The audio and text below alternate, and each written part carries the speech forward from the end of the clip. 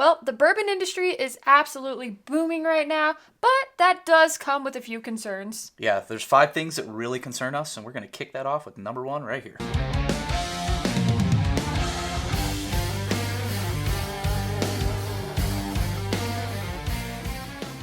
What's number 1? So, number 1. Prices going up high and fast. They are, but it seems like they are, at least. It feels like every time you go to buy a new bottle, it's a little bit more expensive or whatever. I think case in point, the biggest one that comes to my mind is the Master's Keep collection. Mm-hmm. So what was it, a couple years ago with one, I think it was like $175 retail. I think Unforgotten jumped up to $200, and now the Voyage is $275 retail.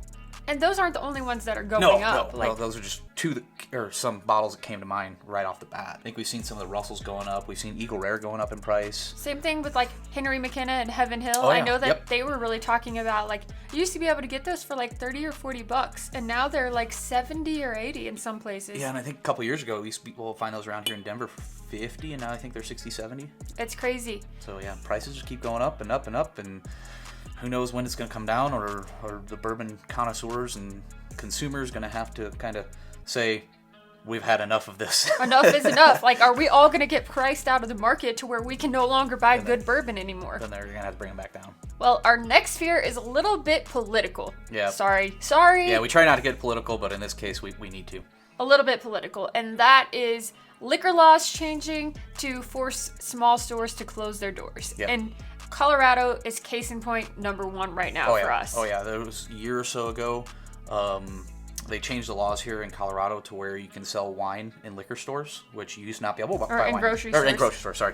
Wine in liquor stores. Yeah, wine in grocery stores, where you used to have to go to a liquor store to get that.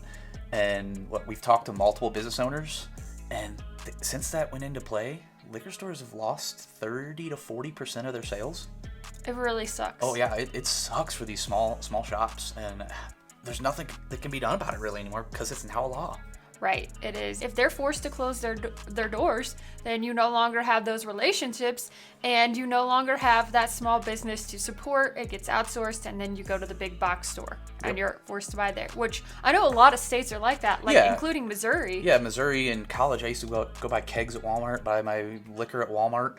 Kentucky, Kroger, all the grocery stores have stuff.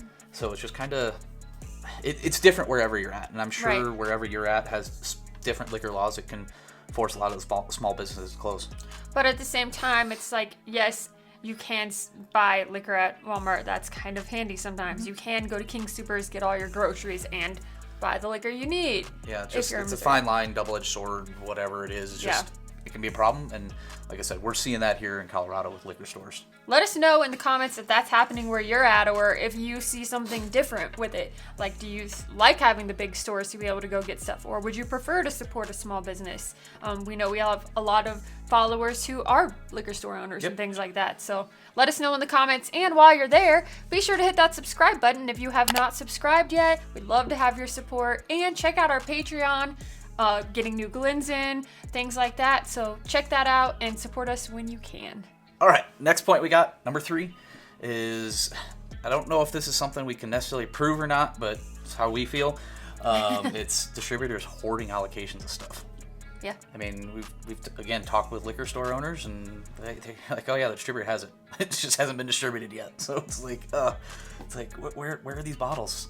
They're holding on to so much stuff. And sometimes I think about it this way, and I might be completely wrong, but maybe distributors are like holding all the product and hoarding it for their friends, or for the secondary market, like, oh, we can make an extra buck this way, let's not distribute to the store. Yeah, I don't know. Yeah, but through the 3-tier system, they still have to somehow get it to a store, but they might have the connections to be able to get it around somehow. But who knows? We don't know. That's just speculation. Another part of that distributor thing is, the Sazerac point in case here is the Fireball and Wheatley vodka. So you have some liquor stores and smaller, I guess it's because the liquor store is not distribution, but I guess it kind of does. I don't know. But anyway, you have some stores in not so good areas, and they sell a shitload of Fireball. Yep. So then that gets them the allocation of those Buffalo Trace bottles, but then you have this other nice liquor store in a nicer area, they don't sell that Fireball or Wheatley vodka, so they're not getting all that distribution. Which is crazy. Oh yeah, it's nuts. I mean, we kind of saw that in Kentucky when we were driving around to different stores. We're just like, okay, let's go to some stores in bad areas of town. So we went to some stores in bad areas of town, and we found tons of allocated stuff. Jacked up in price, but it was just, it kind of proved our point there with allocation. Number 4 we have is the word limited edition on bottles. Oh, but it's limited edition. Yeah. Limited. Yeah. What does that even mean? I mean, I think the Four Roses says it. I think the new Jack 10 and 12 say it. Midwinter's Night Dram says it. But that word limited edition means $160,000 bottles. Or 160,000, not dollar bottle. 160,000 bottles, or 69, or whatever it is they produce of that. It's like, when does limited become actually limited? That's true. Like, what is limited anymore? Like, I mean, what's a good number? If you were like, someone was like, you got to choose. What is a number for limited? 250 bottles, a couple barrels? No, because it's got to get around the batch? country or world or whatever. I would say, I don't know. This is just my opinion on it. Maybe 10,000 bottles, 15 tops. I don't know. I feel like that's still a lot of bottles. It's still a lot, but it gets it around. True. I mean, you have King of Kentucky. Those are all single barrels. True. So, I mean, some of those are short barrels of like 44 bottles in a barrel, but it's just different batches of it. So, yeah, that word limited edition, just, I think some liquor stores see that and it's like, oh, I can jack up the price on this one. But, I mean, to each their own. That's their prerogative. That's what they want to do. That word limited edition sometimes just drives me nuts. Well, it also kind of brings me actually to the next point we have and the last point on our list, and that's the transparency on the bottles. Again, same thing with limited edition. You have rare and limited and crazy wording on bottles that's really all a marketing plea. Some companies are doing a great job with transparency on their bottles, like from mash bills to ages to proof. I mean, obviously the proof thing, but like just what's blended in it. Oh yeah, case in point, Bardstown. They do an awesome job with what's on the label. I mean, on the side, this is Discovery 7 here. It just has, here's what percent of of 31% Kentucky 12-year, 25% Kentucky 12-year, 21 Ontario corn whiskey, and they break down the mash bills of this, the years, the ages, all of that stuff.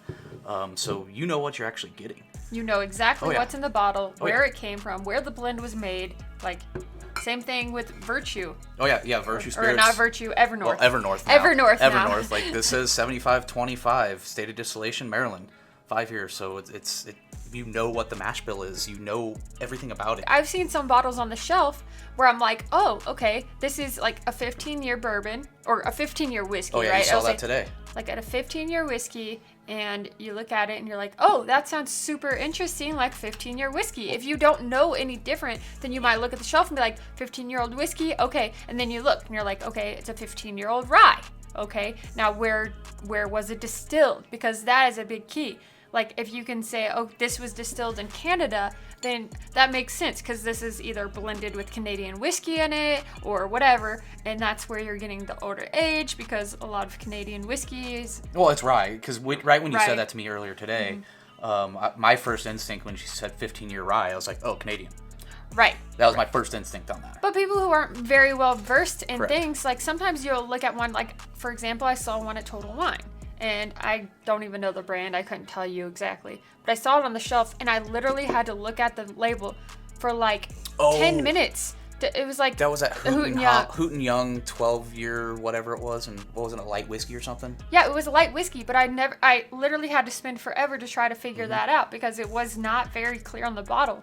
Yep, I remember that. It ended up being like Canadian again. No, I don't remember what it was, but I just know it was like a 12-year light whiskey. It was proof down to like 80 proof or 90 proof. Right, and that was where the trick was because I'm like, oh, is this MGP? Oh, is this that? Like if it was distilled in Indiana, or some people are saying putting simply bottled in Kentucky. Yeah, then it's like there's produced or bottled or distilled. There's different words to get around stuff, but I don't know. I think we beat the dead horse on transparency. Yeah, transparency is scary. We want to know what's in our whiskey. Yep. So that's the biggest fear, just knowing what's in our whiskey. That's our 5 things. That's our 5 things. That's what we've got. So what fears do you have? Yeah, let us know. Leave it in the comments, and thank you guys so much for watching and supporting us. Yep. Have a wonderful day. I'm Dara. I'm Bill. And we'll see you next time.